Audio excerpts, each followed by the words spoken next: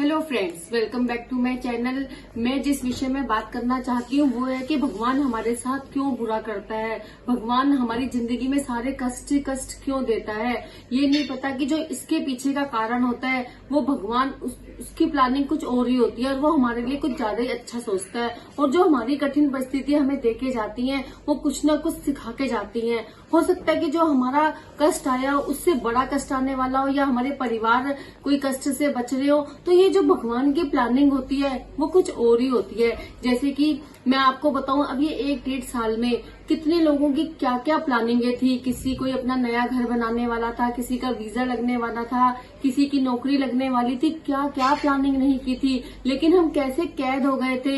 इस वाले 1.5 सालों में हमें भगवान ने बता दिया कि तुम्हारी प्लानिंग के पीछे एक मास्टर प्लानर ऊपर बैठा है। हम तो सिर्फ पिक्चर के एक्टर होते हैं और वो क्या होता है, पिक्चर का डायरेक्टर होता है। तो शायद जो हमें कुछ समझ नहीं आता कि हमारे आगे आने वाले टाइम में हमारे लिए ज्यादा अच्छा क्या है, हम तो उस वक्त रोने लगते हैं। लेकिन भगवान की जो प्लानिंग होती है वो कुछ दूसरी ही होती है। तो इसलिए हमें रोना नहीं चाहिए। पता नहीं हमारा कौन सा बड़ा कष्ट टल के छोटा सा कष्ट हमें मिल रहा है। तो इस बात पे मैं आपको एक स्टोरी सुनाने जा रही हूँ। एक बार क्या होता है कि एक भक्त होता है, वो हमेशा एक मंदिर में जाता था और भगवान से बहुत सारी बातें करता था। उसको विश्वास था कि भगवान उसकी सारी सुनते हैं। तो एक दिन वो कहता, भगवान जी आप कितना थक गए होगे, रोज पूरी भगवानों की बातें सुनते हो, एक दिन आप आराम करो और आप घूम के आओ। तो भगवान जी मना करते हैं, लेकिन वो तो जिद पे ही अड़ जाता है, आज तो आपको मेरा रूप लेके घूमने ही जाना पड़ेगा। तो भगवान उसकी जिद के आगे हार जाते हैं और उसको कहते हैं ठीक है, लेकिन मैं एक शर्त पे जाऊंगा, तू यहाँ पे मूर्ति बन के तो बैठेगा लेकिन तू कुछ बोलेगा नहीं। तो वो कहता है पक्का भगवान जी मैं कुछ नहीं बोलूंगा। तो क्या होता है, जो भक्त होता है वो भगवान की मूर्ति बन के बैठ जाता है और जो भगवान जी होते हैं वो अपना भक्त का रूप धारण करके घूमने के लिए निकल जाते हैं।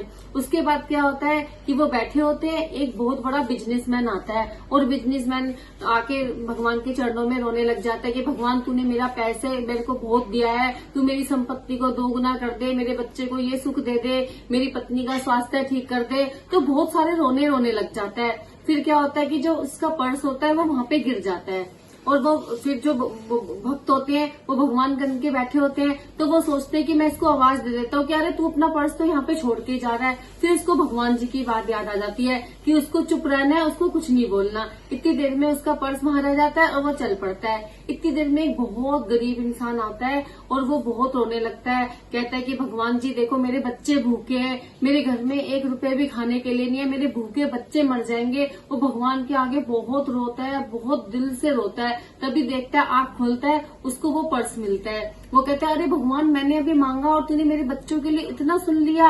वो पर्स उठाता है और अपनी जेब में रखता है और चलने लगता है। इतनी देर में फिर वो जो भक्त होता है, जो भगवान बन के बैठा होता है, उसको लगता है कि मैं आवाज दूं, अरे तू चोरी क्यों कर रहा है, वो तो पर्स किसी और का है। फिर उसे भगवान जी की याद आ जाती है कि भगवान जी ने कहा तुझे चुपचाप देखना है, तुझे आवाज नहीं देनी।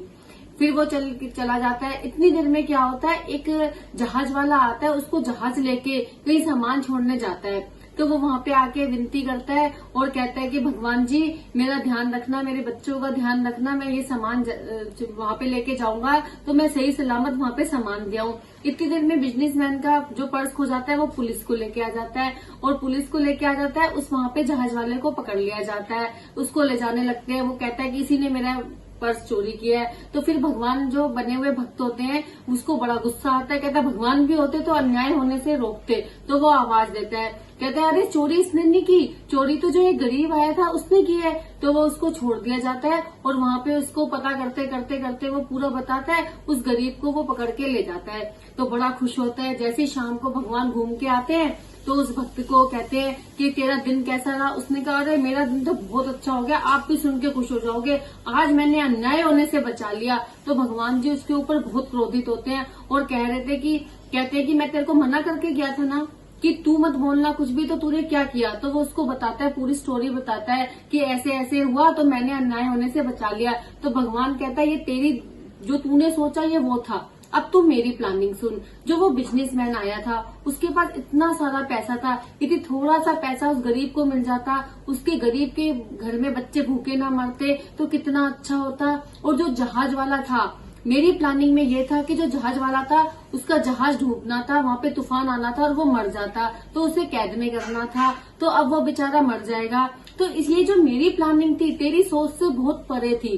तो इस कहानी से हमें क्या सीख मिलती है कि हमारी जो प्लानिंग होती है, जो ऊपर मास्टर प्लानर बैठा है उसकी प्लानिंग कुछ और ही होती है। हमें उस वक्त तो जरूर दुख लगता है कि अरे हमने ये क्या कर दिया, भगवान को हम कोसते रहते हैं, भगवान को हम इतनी गालियां देते रहते हैं, लेकिन ये नहीं पता जो वहां पे हमारा पिक्चर का डायरेक्टर बैठा है वो हमारे लिए कुछ अच्छा ही सोचता होगा।